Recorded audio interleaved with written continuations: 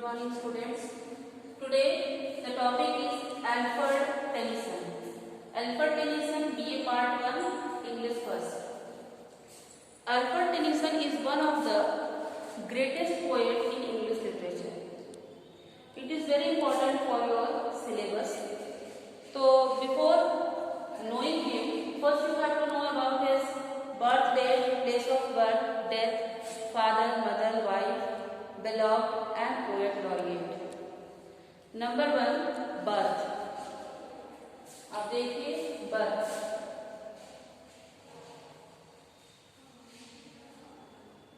6 August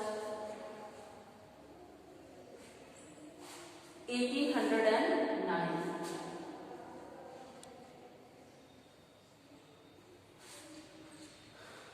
He is one of the fourth child of his parents.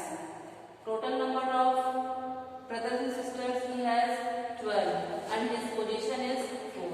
मतलब कि इनका जो नंबरिंग था माने 12 भाई बहन हैं और इनका नंबरिंग जो है 4 है. ठीक है, तो यहाँ the fourth child,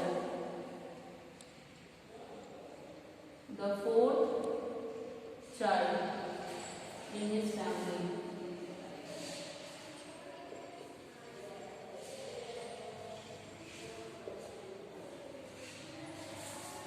Place of birth.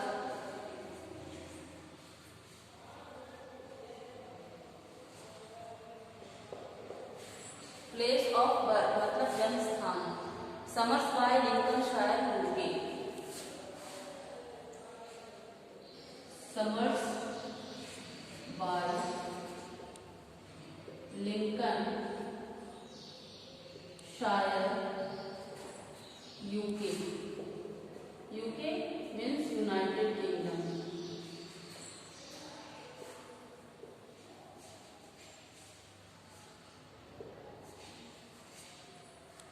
Now third death 6 October 1892. Death मृत्यु 6 अक्टूबर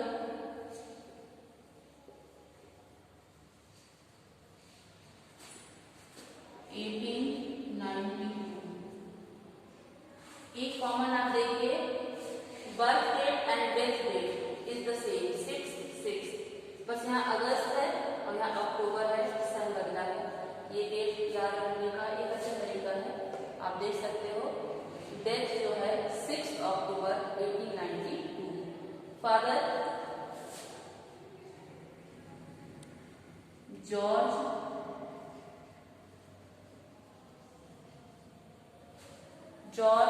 Clayton Tennyson.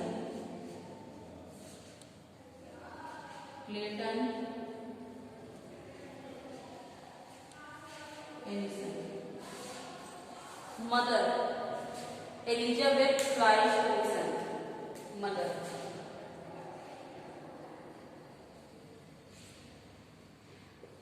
Elizabeth Fytche Tennyson.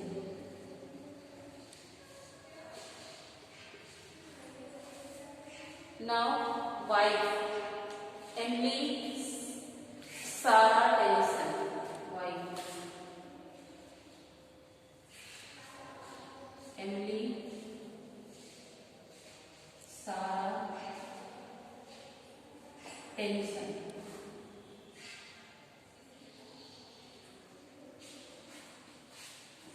Beloved Rosa Bailey.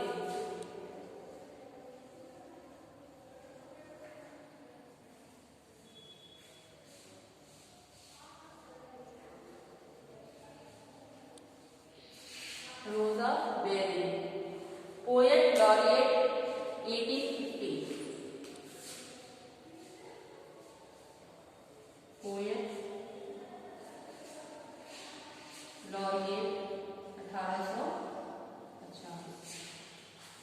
These are the important facts of about Alfred Tennyson.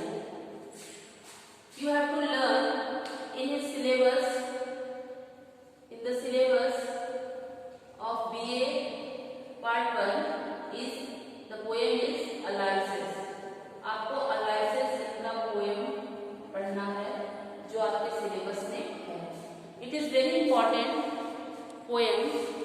Your syllabus. एक बार फिर से हम देखेंगे अल्फ्रेड टेनिसन को। Birth 6 August 1809, 6 August 1809, fourth child, very important, fourth child in his family. Place of birth Somersby, Lincolnshire, UK. UK means United Kingdom. Death 6 October 1892. Father George Clayton Tennyson. Mother Elizabeth Flite Tennyson. Very important. Elizabeth Flite Tennyson. Wife Emily Sarah Tennyson. Emily Sarah Tennyson. Beloved Rosa Berry. Beloved means प्रेमिका. Poet laureate 1850 में 1850 में इन्हें poet लॉरिएटशिप की उपाधि मिली थी। ठीक है, और ये बहुत ही एग्जाम के दृष्टि से बहुत इंपॉर्टेंट है आपके सिलेबस में, और एग्जाम से पूछे जाते हैं। जैसे इसमें क्वेश्चन पूछ सकते हैं, who is the father of Alfred Tennyson? तो George Clayton Tennyson. Who is the mother of Alfred Tennyson? Elizabeth फ्लाइट Tennyson. These are the important facts you have to know about Alfred Tennyson. Now, Ulysses. Ulysses क्या है? Ulysses एक poem है। किस तरह का poem है? ये एक ड्रामेटिक मोनोलॉज है। टेनिसन का ये एक ड्रामेटिक मोनोलॉज है। ठीक है, तो हमने इसको बताया था आपको ड्रामेटिक मोनोलॉज है क्या।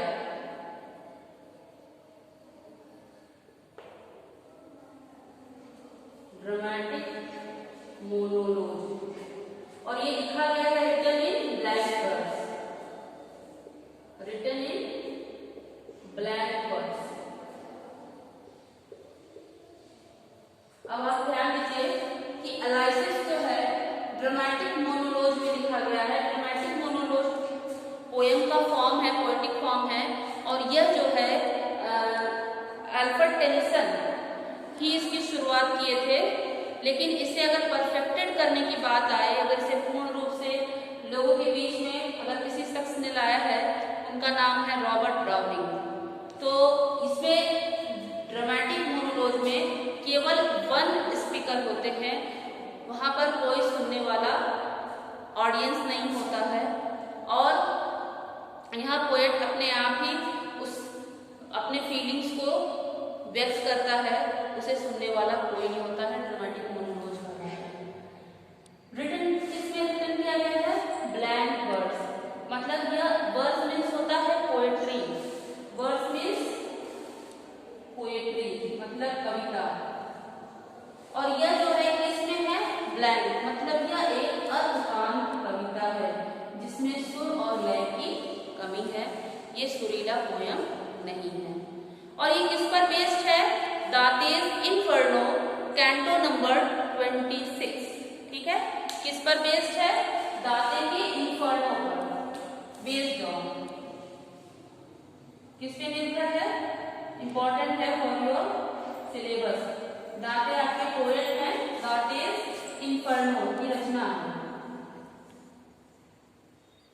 पूछा जा सकता है एग्जाम में कि जो है अलाइसिस किस राइटर के रचना पर बेस्ड करता है? तो ये कौन है? दांते का इन्फर्नो। ये बहुत इंपॉर्टेंट है, आपको एग्जाम में पूछे जा सकते हैं।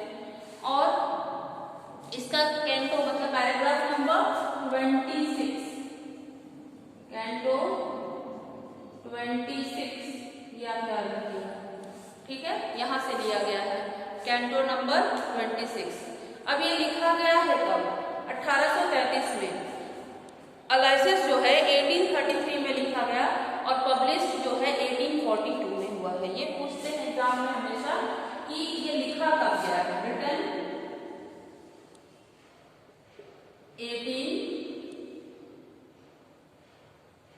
1833 and published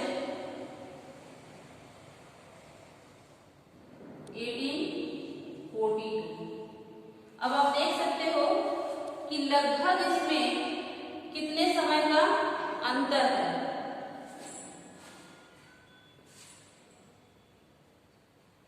आप देख सकते हो कि इसका जो अंतर है लगभग 8-9 साल का आपको अंतर दिखाई पड़ रहा है, क्योंकि जो लिखा गया है 1833 में और पब्लिश हुआ है 1842 में। ठीक है, तो ये पब्लिकेशन डेट पूछ लेते हैं या पूछा जाता है कि ये कब लिखा गया है। ठीक है, तो ये हमारे तक आने में हम लगभग 1842 का समय लग गया, मतलब ये पब्लिकेशन, इसे प्रकाशित होने में लाइसेंस 1842 में ये प्रकाशित हुआ है। अब इसमें मैं आपको ये इंपॉर्टेंट फैक्ट्स बता दी है एलाइसिस का। अब एलाइसिस में जो मुख्य कैरेक्टर है, आप कैरेक्टर यहाँ पर देखिए, कैरेक्टर मतलब पात्र।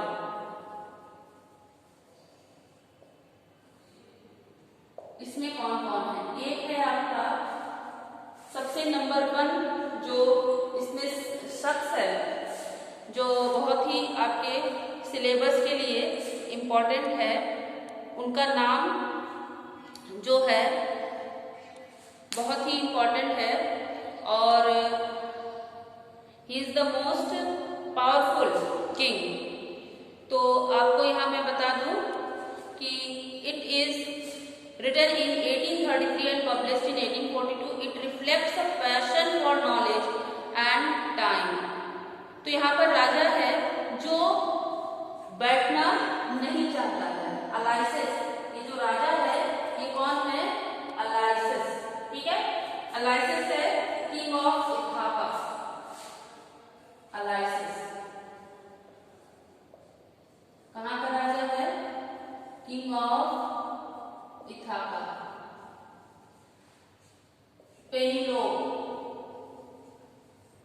Wife of Ulysses. पेनिमैचस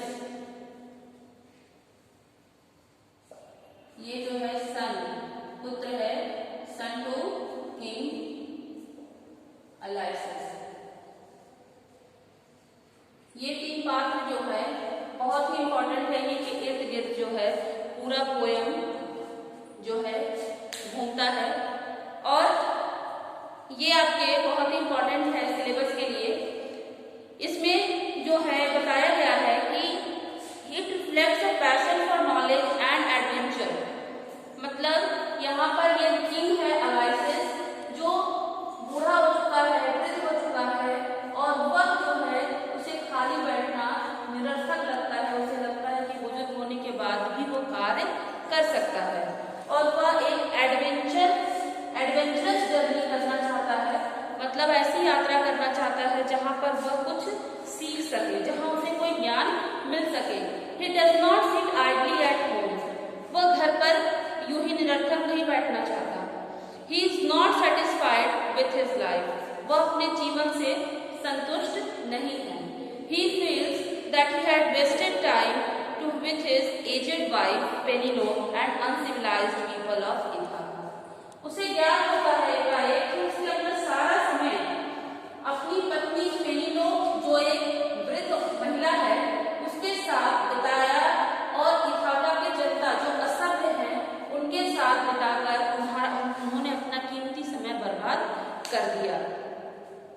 He gives the responsibility of Ithaca to his son Telemachus, who is fit for ruling over the savage people. और उन्होंने इस जिम्मेदारी को किसे सौंपा? अपने पुत्र टेलीमैचस को, जो कि वह जो साम्राज्य है उसकी वो जिम्मेदारी ले सकता है और वह उस असभ्य जनता को सही राह दिखा सकता है। तो इसीलिए उसने अपने पुत्र को ये काम सौंपा कि वह वहाँ की जनता, असभ्य जनता को वो सही दिशा दिखा सके। He leaves home with his companion to go on a mysterious voyage. और उसने तय किया कि वह ऐसे स्थान पर जाएगा अपने साथियों के साथ जो कि रहस्यमय है और वह उस रहस्यमय स्थान के विषय में वह खुद भी नहीं जानता, ना ही उसके साथी इस बात को जानते हैं कि राजा उसे कहाँ ले जा रहा है या राजा कहाँ जाने वाला है। He believes that old age is not an age of rest. उसे पूर्ण विश्वास है, एक लाइन है, उसने कहा है कि old age is not the age of rest. मतलब उन्होंने एक बात कहा कि जो ओल्ड एज है, मतलब कि जो वृद्ध काल है, वह जो है आराम का काल नहीं, आराम का समय नहीं है। Honor can be earned through hard work and labor even in an old age. अगर आपको सम्मान चाहिए, आपको अगर मान चाहिए, तो वह आप अपने ओल्ड एज में भी कर सकते हैं और आपको ख्याति उससे प्राप्त हो सकती है। ये अलाइसिस की थिंकिंग है। अलाइसिस का ये विचार है कि उसे पूरा ज्ञात है कि वो ऐसा कर सकता है कि भले ही वो वृद्ध हो गया है, लेकिन वृद्ध होने के साथ साथ उसके अंदर अभी भी वो सारे हुनर हैं, वो सारे क्षमता है जिसके बदौलत वो कार्य कर सकता है, और बल्कि आजकल के युवा के हिसाब से वो अधिक कार्य कर सकता है, जिसमें वो अपने आप को मान और सम्मानित लोगों की जनता के द्वारा उसे मिलेगा। He motivates his companion to do some noble deeds before death. वह अपने साथियों को भी मोटिवेट करता है, मतलब उसे बताता है, ये एहसास दिलाता है कि आप भी कुछ अच्छे कार्य करिए, उदार कार्य करिए मृत्यु के उपरांत। मतलब मरने से पहले आप ऐसे कार्य करिए जिससे कि आपका नाम हमेशा बना रहे। तो क्या करता है? Motivates his companion, motivates his companion to do more work. यहाँ मैंने लिखा more work, मतलब अधिक, to do more work before death. मरने के पहले जो है आप इतना कार्य करिए कि आपके कार्य की वजह से लोग आपको याद रखेंगे। The poem shows the heroic temperament of Eliseus and his companions. अब यहाँ पर हमें देखना है कि पोयम हमें क्या बता रहा है। पोयम हमें बता रहा है एक वीर योद्धा की बातें, मतलब heroic temperament।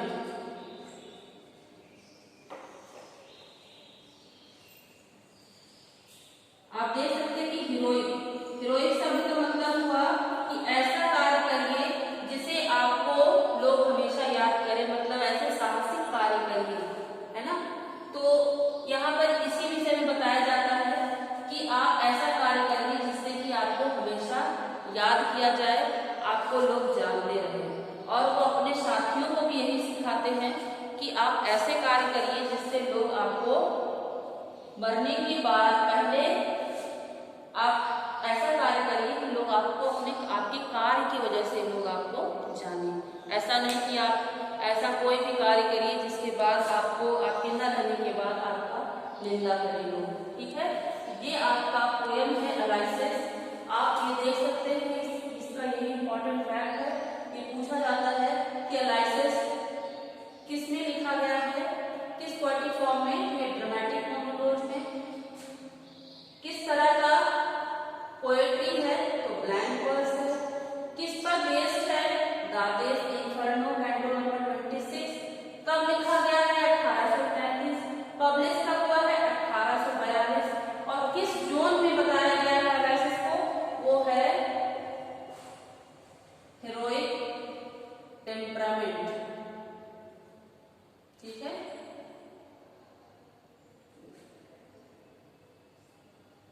that's all for today. So complete this much. In the next video I am going to teach you the next writer, और ये आप अपना इतना कंप्लीट कर लीजिएगा जो बहुत ही इंपॉर्टेंट है आपके एग्जाम्स के लिए। और ये सारे जो मैंने फैक्ट आपको लिखवाया है, जो तथ्य लिखाया है, ये बहुत ही इंपॉर्टेंट है, ये आप